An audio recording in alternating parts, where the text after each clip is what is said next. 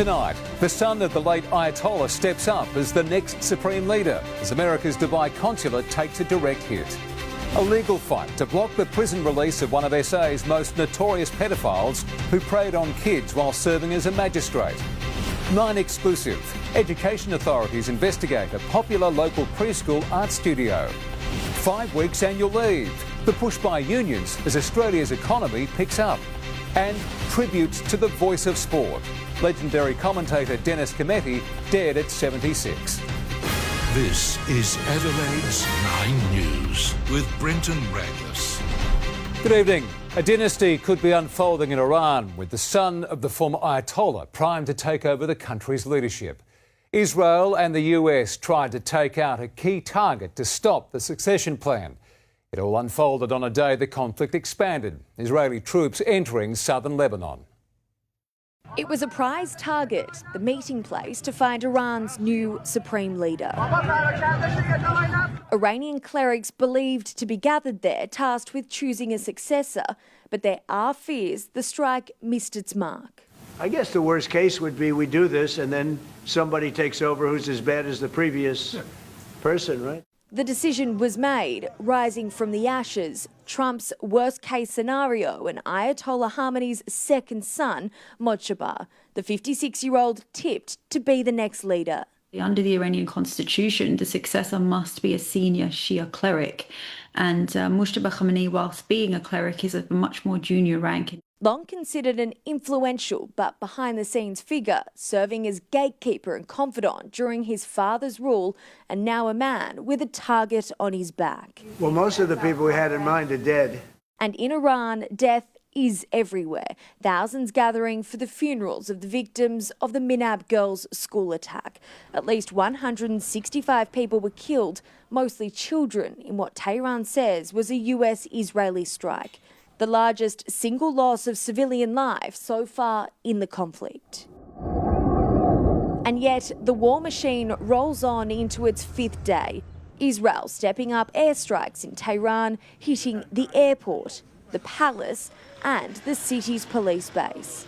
Now it's time to fight and defend our country, says Iran's foreign minister. Bahrain's military reporting that it has intercepted 73 missiles and 91 drones launched from Iran.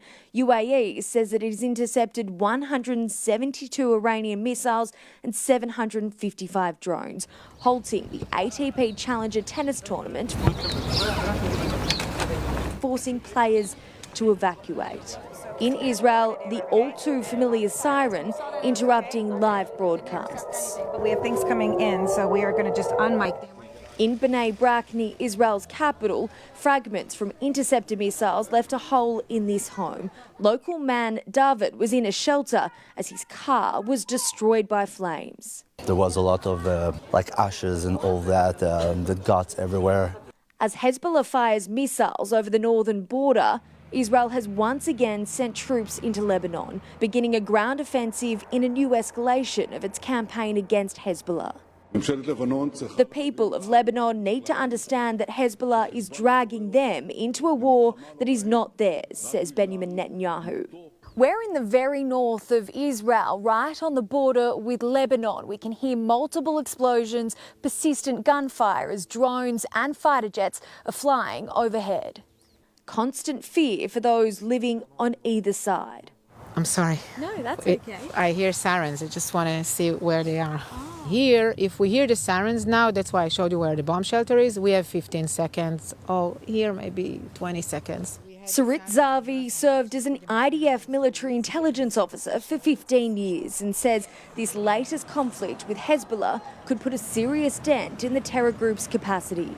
I want to believe that we will succeed this time in eliminating the majority of the rockets that were left and drones and the majority of the leadership.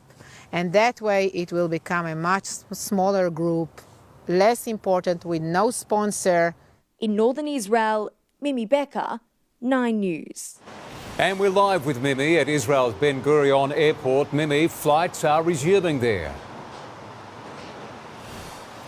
Brenton, yes, this will be a gradual reopening of the airport. One plane is expected to land every hour, but they haven't announced when departures will recommence. Flights in and out of Israel have been cancelled worldwide since strikes began. And as people wake up to a fifth day of conflict, so far there's been one missile alert sent out in Israel, while the IDF has said they've already launched another wave of attacks against Iran and also Lebanon. Brenton. Mimi, thank you. US President Donald Trump has lashed out at European allies for what he says is a lack of support on the Iran war. The US tonight forcing the closure of several Middle East embassies as Iran's retaliation escalates. The ominous buzz and then a direct hit. Tehran taking warfare to America's diplomatic missions, a suspected Iranian drone exploding on the US consulate in Dubai. The impact hit the parking lot, fire spreading to the building, a strike which could well rattle the Trump administration. But our embassies and our diplomatic facilities are under direct attack from a terroristic regime. All personnel accounted for and on a mission to get out. 3 embassies now shut down, 14 countries put on red alert, the US scrambling to evacuate its citizens from across the region. It'll be a variety of methods: charter flights, military flights and transports, expanded commercial opportunities, and in some cases land routes. But Americans remain in harm's way. The biggest US airbase in the region, Al Udeid base in Qatar, hit with an Iranian ballistic missile as the US continues to return fire.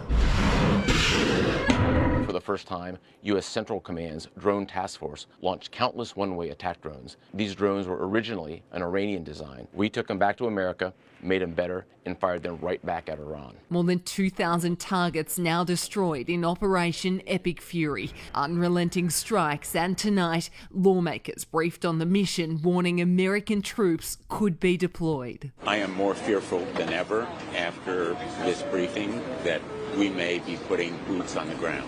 As the impact of war ripples around the globe, here at the White House, the US president has lashed out at European allies who aren't on board with America's operation in Iran. And now Spain actually said that we can't use their bases, and that's all right. We could use their base if we want. We could just fly in and use it. The US president, while sitting side by side with the German chancellor, warning he will cut off trade with Spain before taking aim at the UK and Prime Minister Keir Starmer. This is not Winston Churchill that we're dealing with. A British warship now on the move to the region to protect its troops. France ordering its nuclear-powered aircraft carrier to the Mediterranean too, as the French president declared US strikes against Iran are illegal. They're evil and they're bad. It's a bad seed, and somebody had to do it. In Washington, D.C., Lauren Tomazi, 9 News.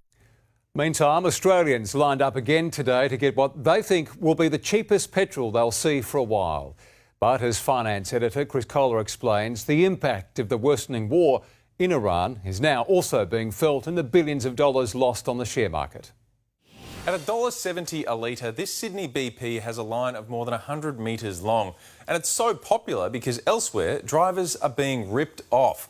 The NRMA today slamming half of all service stations who, it says, are charging far more than what the current wholesale price warrants. This behaviour needs to stop tonight. Those prices need to go back down again, and we are calling on the ACCC to step up. The advice is not to panic buy, but driver fears are justified. If the price of oil goes above $100 a barrel, this is what it would look like for motorists, an extra $24 per tank. That, of course, has economy-wide implications. Higher petrol prices act like a tax on consumer spending. And the events coming out of the Middle East and the flow onto petrol prices in Australia this time around will be no different. This new war is also draining money out of the share market. The ASX 200 has lost $110 billion so far this week, a total loss so far of 3.2%. Super funds have been on a tear, making money for almost all Australians, but half of this year's gains have now been lost in a matter of days. And more on our top story later. He's one of the state's most notorious pedophiles that authorities say shows no remorse. But still, former magistrate Peter Liddy could walk free in a matter of months. Now the Attorney-General is intervening, attempting to block the sex offender's release, saying it's the government's duty to ensure the community is protected from him. For 25 years, he was entrusted to uphold the law, making judgments about how others be punished for breaking it. Until Peter Liddy himself was in the dock, sentenced to 25 years behind bars in 2001 for vile acts against children. Now in his early 80s, we're told the monster still has no remorse. Absolutely none. He engages in victim blaming. He has no empathy. Now, with his sentence ending in June, the Attorney-General has made an urgent application to keep the convicted child sex offender behind bars indefinitely. The fact that he's shown absolutely no remorse, won't even admit to his offences, I think means that we're well within our rights and that we ought to be making this application. Liddy's monstrous crimes include the sexual abuse of 4 children at Brighton Surf Lifesaving Club between 1983 and 1986. One survivor, Byron Mills, bravely sharing his story in 2019. The gift started off small, then they got bigger. It even included buying a motorbike for me. But as a consequence of that, the sexual abuse and the torture began. The government has also applied for a strict supervision order in case indefinite jail time is rejected.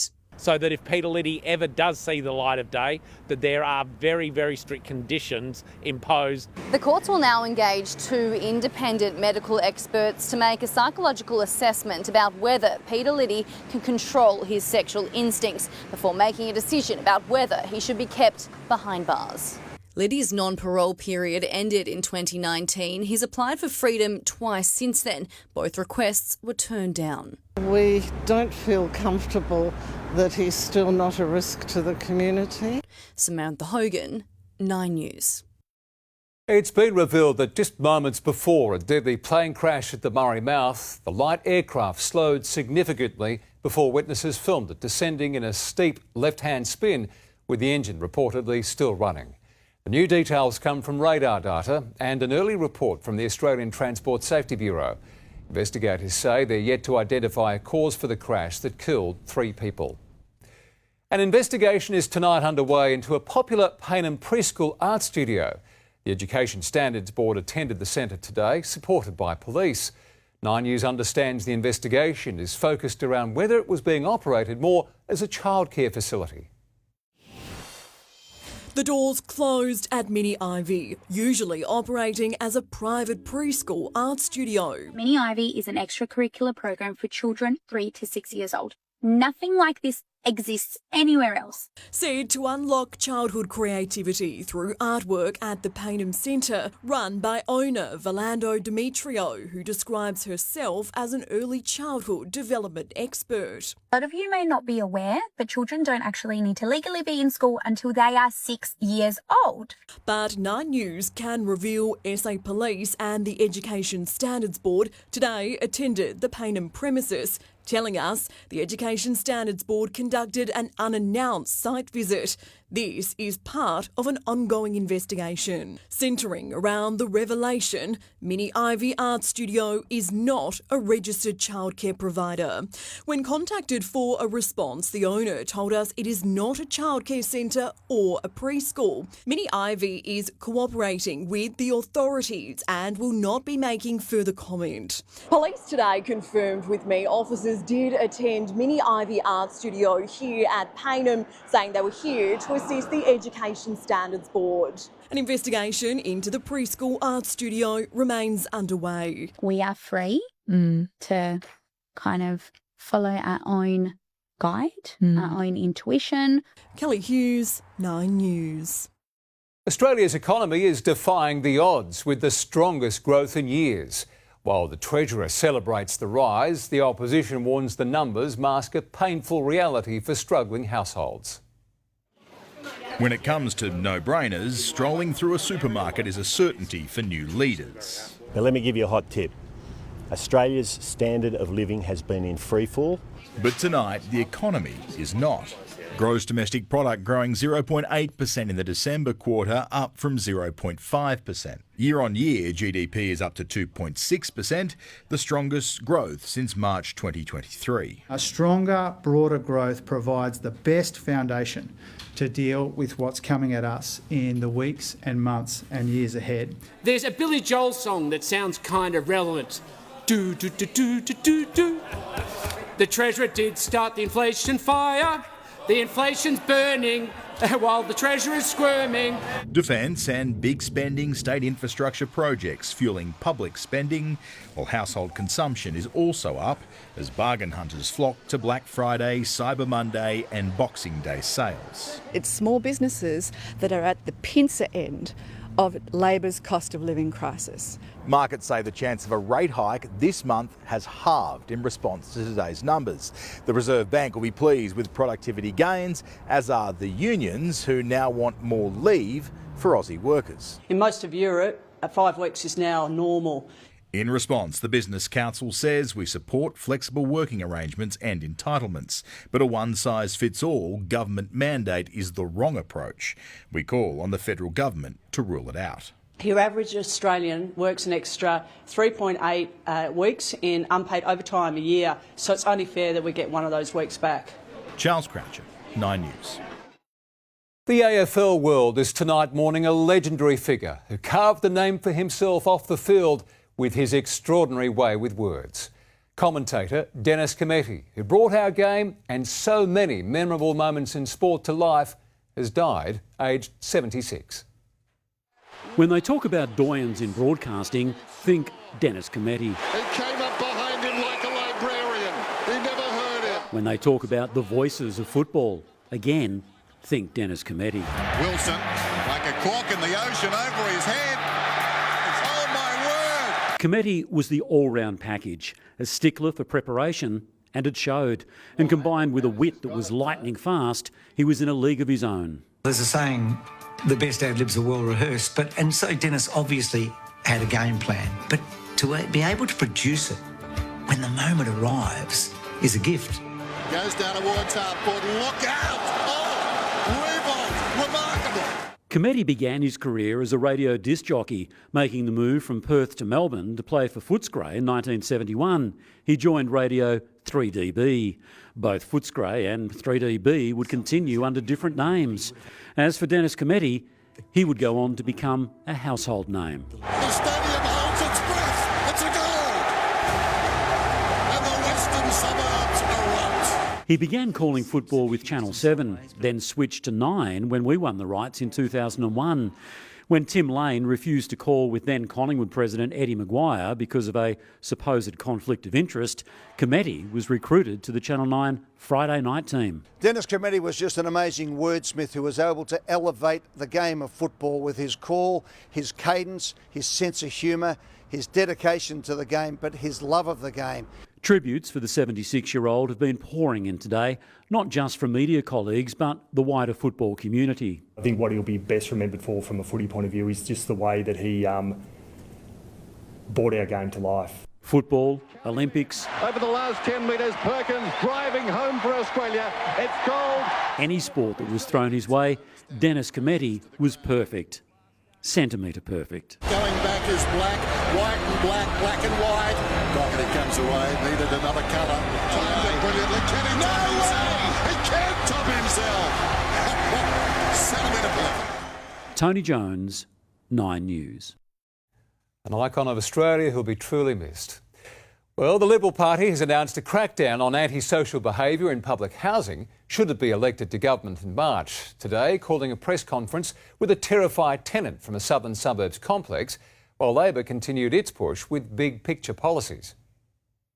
This is just one of the terrifying scenes outside some housing trust homes. You got the help, let's go! Let's go! Moments of heavily armed officers at this Nova Gardens complex, alongside police raids, driving well-behaved residents to the brink. It's affected every part of my life, you know, including even going out to appointments because my car's not undercover. 8 months after Andrew Sorby Adams was stabbed to death inside his own Gilberton Housing Trust unit, the Liberals now pushing to crack down on antisocial behaviour. Also announcing a plan to mandate the testing of homes for methamphetamine when tenants change over, and by ensuring the 3-strike bad behaviour eviction policy doesn't expire after 6 months. Every South Australian should feel safe in their own home. Labor today insists it's already trying to eliminate antisocial behaviour, while the Premier was at a pipe factory in the southern suburbs, leaving his mark on essential housing infrastructure and announcing the decorporatisation of SA Water. The plan would see SA Water be renamed the SA Gas and Water Trust, aligning the projects that govern those resources, a move the Premier says will accelerate housing growth. When we choose to invest in water infrastructure, we unlock economic development. But as for whether the changes would impact jobs at SA Water, it was a little less clear. And so they should be looking to achieve efficiencies every day. That's just an obvious truth. Gus McDonald, 9 News. The Greens have announced a state election promise for a passenger train service to the Adelaide Hills. The party proposing to extend the Belair line to Mount Barker at a cost of about $700 million. The journey would take around 70 minutes from Adelaide. Labor and Liberal parties have ruled out passenger rail to the hills. Construction has officially begun on a major new sporting complex in one of South Australia's fastest growing suburbs. Community leaders today turning the first sod on the new multi-million-dollar Riverlea District Sports Grounds, helping to meet demand in the area. They have 2 soccer fields, netball courts, basketball courts, AFL, cricket, all in one location so that we can have multiple sports throughout the day. There's no driving from one facility to another. The facility is expected to be complete by early next year. Well, this time tomorrow, thousands of Ed Sheeran fans will start streaming into Adelaide Oval for the pop sensation's only SA show. And Bianca Wiley is there. Bianca, the Oval's being transformed. It is, Brenton, and work has been underway here all day to ensure that the venue is perfect for tomorrow night's show. From 8 p.m, the pop music giant will take centre stage here at Adelaide Oval, which he is no stranger to, having played back in 2023 to a packed audience. Now, this is his last Australian show this tour, and he's fresh off the back of 3 Melbourne concerts. Even today, he was performing a very special surprise show to some very deserving kids at the Royal Children's Hospital in Melbourne. Now, some Adelaide fans are also going above and beyond to try and get the singer's attention. Murray Bridge radio host Chelsea Barber even making her own parody version of Lego House for a very special TikTok. I think I would talk about him most days, not like a crazy fan. Like if we want to have a chat, that's cash. I'd grab a pint with him. Yeah, he's like my little ginger-haired friend that just comes to town every now and again. And Brenton, I'm just thinking out loud, but if he was able to surprise the kids in Melbourne, then I suppose we should keep our fingers crossed that he'll do the same for the kids here at our Women's and Children's Hospital. Oh, let's hope so, Bianca. Thanks so much. Wonder if he'll attend a Fringe show while he's here. Imagine that. He might even be a guest performer. You never know. Now, Reddy, sport coming up a little bit later on, and the Crows themselves, they'll be playing at Adelaide Oval in, 2.5 weeks? Yeah, looking forward to it. And we know that Isaac Rankin, who's going to be a key part of their season, is in full redemption mode after last year's homophobic slur, but the Crow Stars certainly won back the trust of his teammates. We're going to hear from one of them a little later in sport. Also, why this run-of-the-mill pre-season has got Wayne talking a big game. They're not holding back at Alberton. Plenty of blood, sweat and tears in this brutal session. Has it come at a cost? And we're set for fireworks in Sydney with a former Blue in the firing line. That's all coming up later in sport, Raggy. Looking forward to it, Rennie. Thank you. Contract crisis talks as the country's biggest radio show crumbles. Next, what brought down Kyle and Jackie O's $200 million deal after 27 years on air? A weather washout for the Fringe. How you can help their ticket sales slump. Plus, the moon turns red. See the rare and spectacular sight over South Australia.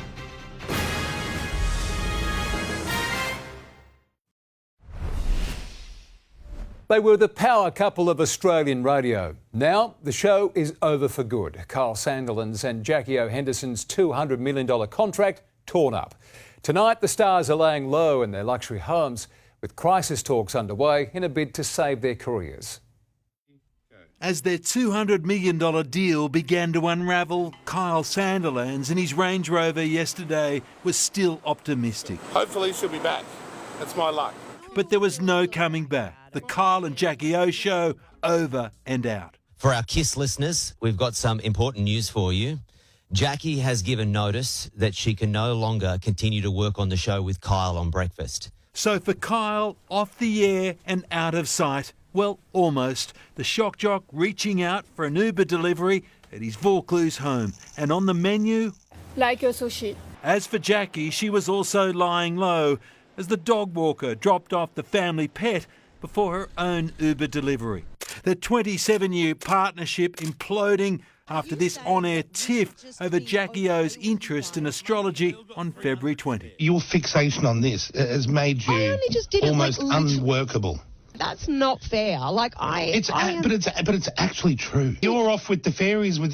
Tell me where. It was not the first blow-up between the pair, but it sounded the end. I totally am offended by you saying something like that. Well, too bad if you are, because that's the reality of what we're dealing with here. For people working around the show, they would tell you that there was just never a chance that they would work through to the end of their 10-year contract. The bust up just may be a stroke of luck for KISS's owners here. The richest media contract in Australian history failed to crack the Melbourne market, led to job cuts and advertisers walking away. The new management would be very happy that they have now got a reset. But don't forget there's high risk. The Kyle and Jackie O Breakfast Show is the #1 FM radio program in Sydney. And if Sandiland fails to remedy his behaviour and is sacked, expect the lawyers to circle. This could get terribly litigious. So there could be multiple court cases going on about the contract and about breaking the contract. Sandilands has 2 weeks to save his job. Jackie O is now tipped to go it alone on her old station, Today FM. Damien Ryan, 9 News. South Australian stargazers were treated to a spectacular sight last night with a total lunar eclipse turning the moon red. Otherwise known as a blood moon, the changing colour was caused by the Earth casting a shadow as it moved between the sun and the moon. The rare celestial event sparked gatherings in backyards across the state, which won't be repeated for another 3 years. The Fringe has revealed last weekend's washout was disastrous for artists. Rain causing daily ticket sales to be slashed by half, with many failing to break even on their performances. It did drop off with the rain, the weather. It really hit us quite hard. Before we started the year, we were 10% up. We're now probably sitting 20 to 30% down. Artists are calling out for support, but say they're tracking well for the long weekend. The festival has also promised all shows will go ahead despite ongoing issues surrounding international travel. And for a taste of what's on offer, Jessica Braithwaite joins us live. Jessica, there is something absolutely for everyone. There is, Brenton. We are here to showcase what is on offer for you at the Fringe this weekend. And of course, the sun is turning it on, so don't worry about that pesky rain. We're here with the All-Star Circus today. They're giving us a bit of a taste of their show. I love this one because it's all, family friendly, all ages. You can flip your weekend on its head there, and I'm told that audiences will be going bananas for this show. It is a whole lot of fun and, just one of course, so many great shows that you can choose from across town. We are absolutely spoilt for choice, I have to say, in Adelaide at the moment. And that goes for the weather as well. We've had the sun shining today and we have a really easy weekend coming up across the long weekend with plenty of sunshine in store. So I've got that forecast coming up soon, Brenton. Terrific. Thank you, Jessica. Stranded Australians in the Middle East are right now on their way home. Tonight, the first commercial flight out of Dubai takes off as our government sends in crisis crews. Don't look down. The hot air balloon hanging by a thread 200 metres off the ground. Plus, a new world-first IVF tool for Australian women. And it's free.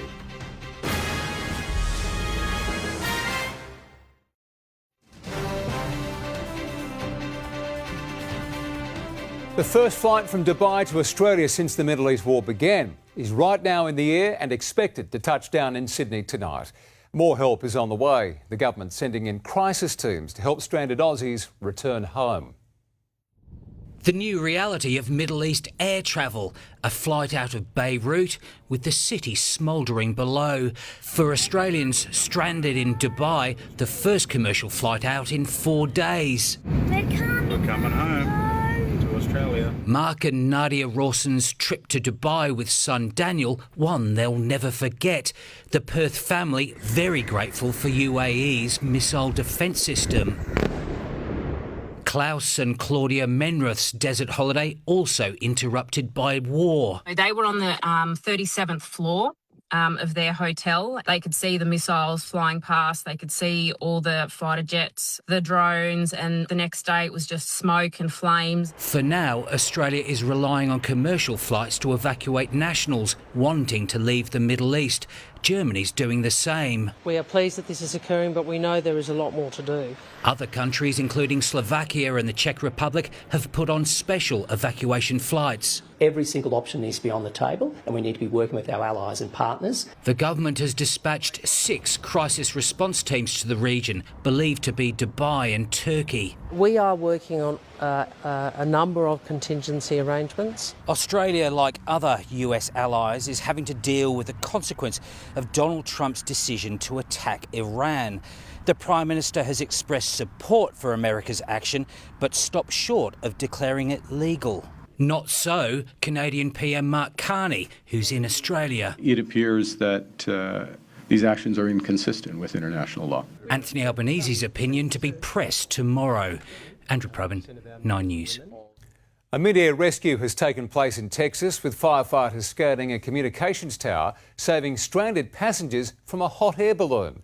The pair was trapped for more than 2 hours, 200 metres above the ground. For the first time, Australian women have access to a free, independent online tool to estimate their chances of success when freezing eggs.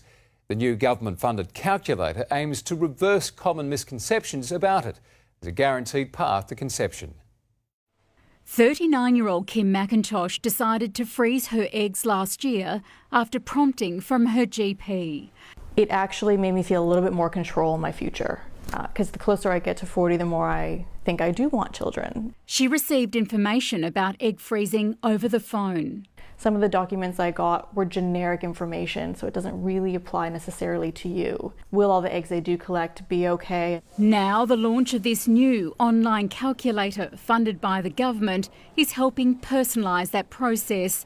It's free to women across the country, the algorithm based on information from all IVF clinics in Australia. It was developed by independent academics at the University of New South Wales. It uses age, the number of cycles and eggs needed for success, and explains why hopes may fade.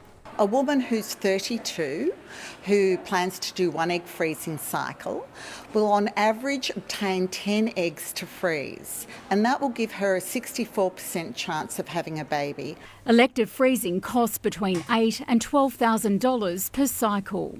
We are really committed to improving transparency for women who are making decisions about freezing their eggs. I never look at egg freezing as a guarantee about having a baby, rather as an insurance policy against regret.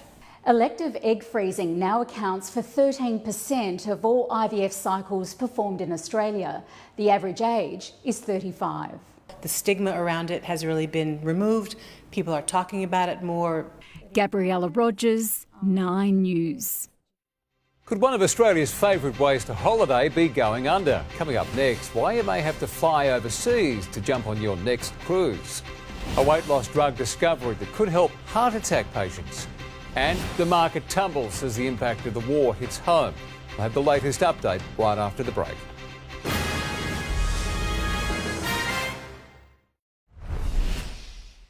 Asian financial markets are nosediving as fear of the impact of the war spreads across the world. That headlines tonight's finance report with Chris Kohler.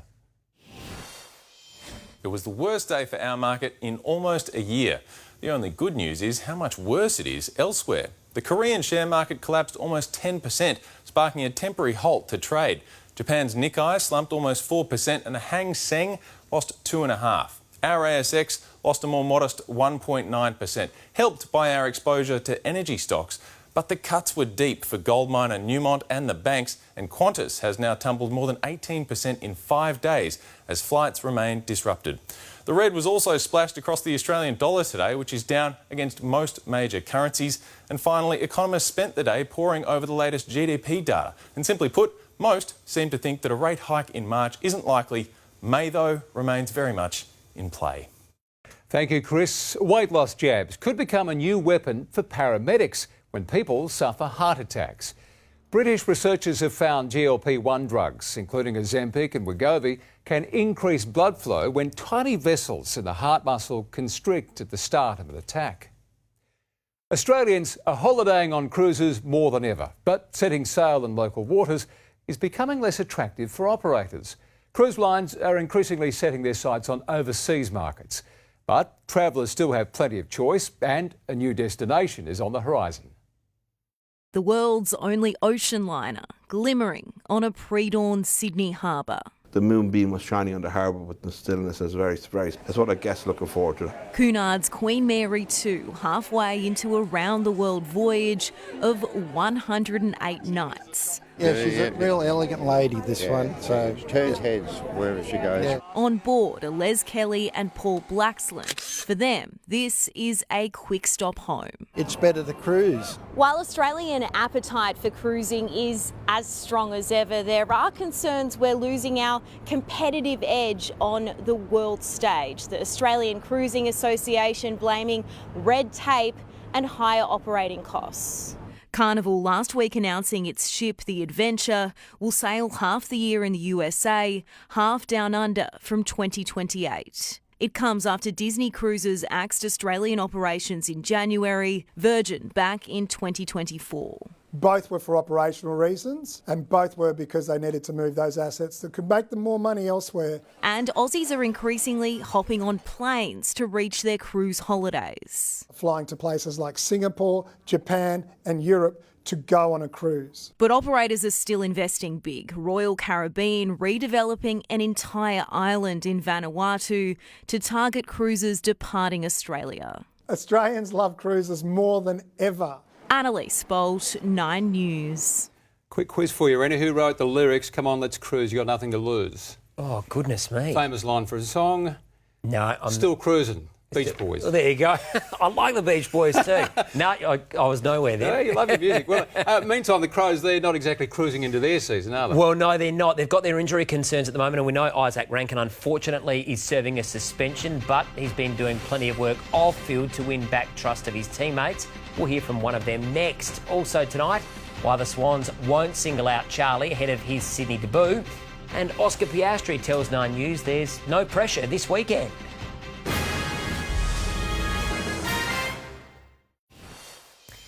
Hello again. He's still paying the price for last year's on-field slur, but Crows teammates say Isaac Rankin is coming out of his shell as a result. Defender Wayne Miller pleasantly surprised by Rankin's newfound leadership, with the defender himself relishing an injury-free pre-season.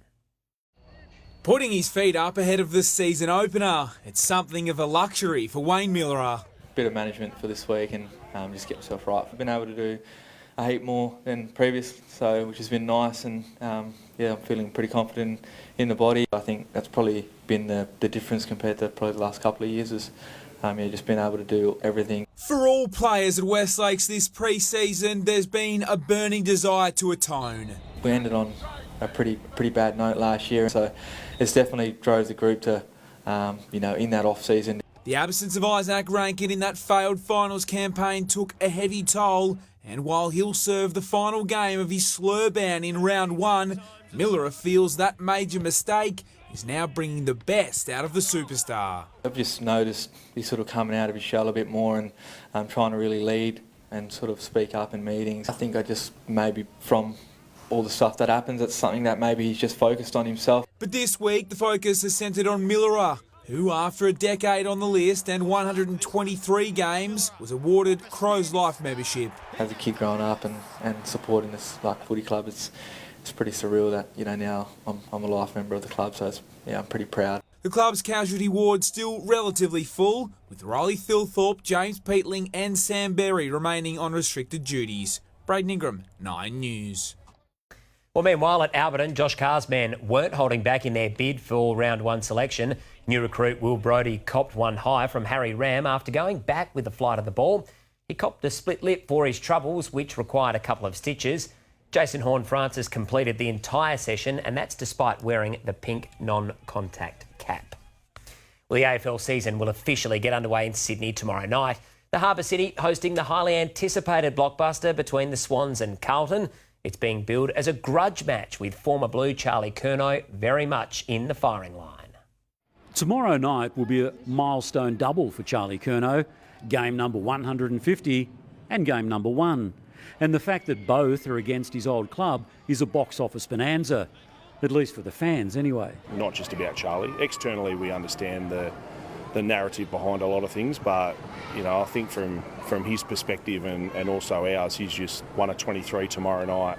The Swans had a light session at the SCG today. The next time they step onto the ground, it'll be the first step in erasing a disappointing 2025. This season promises so much. What we did is spend a lot of the time over the summer working through the way we want to play this year. We've trained really hard over the summer about the way we want to play, and we just get our proper first hit out against it. As for the coach himself, that summer of cricket is now a distant memory. Yeah, it was a little interesting day. You can't sort of go anywhere and have 3 or 4 beers. The Blues also got a feel for the SCG late today. Not that the surrounds are foreign to ex-Swans Will Hayward and Ollie Florent, who remain on track to take on their former club. But much of the Blues' attention will focus on Jagger Smith and Harry Dean, the 2 newbies who will need to combine with a few oldies to send an early message not only to the competition, but impatient Carlton fans. Tony Jones, 9 News. Well, Oscar Piastri is a man in demand in the build-up to Sunday's Australian Formula One Grand Prix at Albert Park. Coming off an impressive but at times frustrating year, Piastri is convinced he has what it takes to win a world championship. I think so. I think last year I proved to myself that, when I get things right, when I get the most out of myself, that it's good enough.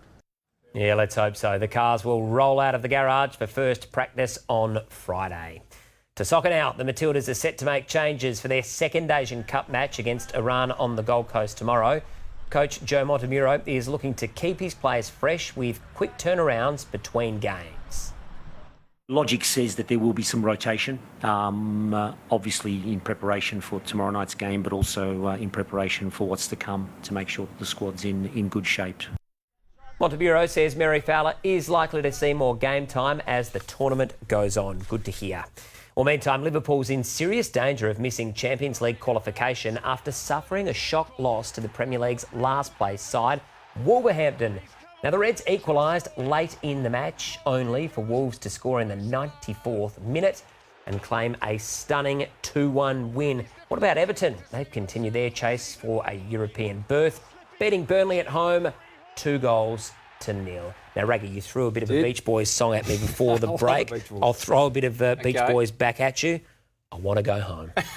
You should have sung it. Well, there you I can't get up that high, but... Bit of Kokomo on the way home. I love the ads. Thanks, Reddy. Cocktail, good movie. I love it. Good on you, Reddy. Well, autumn is upholding its end of the bargain with some stunning weather leading up to and including the long weekend. Jessica has the outlook for us next, but first, tomorrow's Speed Cameras. Hi, it's Rue Ditz and Loz from Triple M Breakfast. Turn us on tomorrow morning for the latest Adelaide news, traffic and weather. And don't miss Adelaide's most listened to segment, The Rumour Mill. On 104.7 Triple M.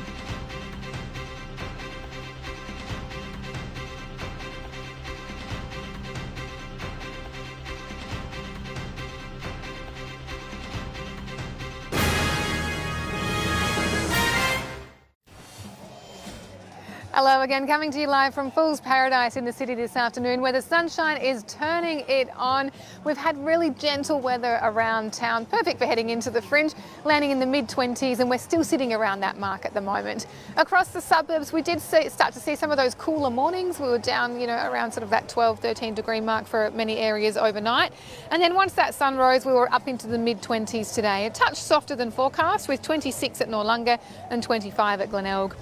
With the southerly component to our winds, temperatures were soft today. Port Augusta and Port Pirie both maxed out at 26 and Port Lincoln 23.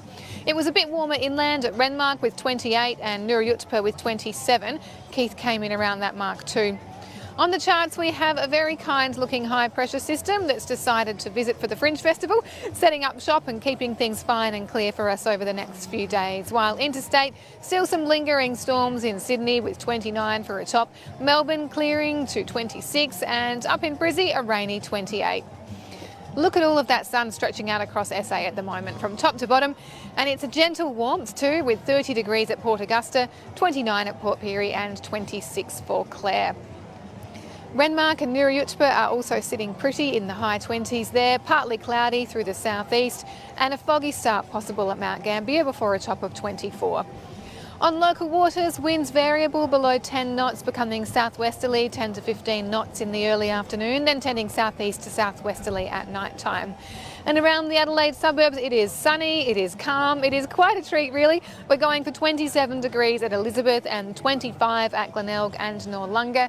In the city, also that top of 27 on the way after the overnight low tonight of around 13. Now, if you want to know what the weather's doing over the next few days, you really only need to remember one number, and that is 27. We have sunny skies and 27 degrees. Thursday, Friday, Saturday and Sunday, and Monday in that ballpark as well with sunny conditions and the top of 28 degrees. And I mean, there is just so much going on over that time period, from the Fringe to Ed Sheeran to the Adelaide Festival, Wome Adelaide, the horses, whatever you're off to this weekend, we're turning on the weather for it. I think there'll be no complaints about that, Brenton. Yes, that's the autumn we know and love. Jessica, thanks so much.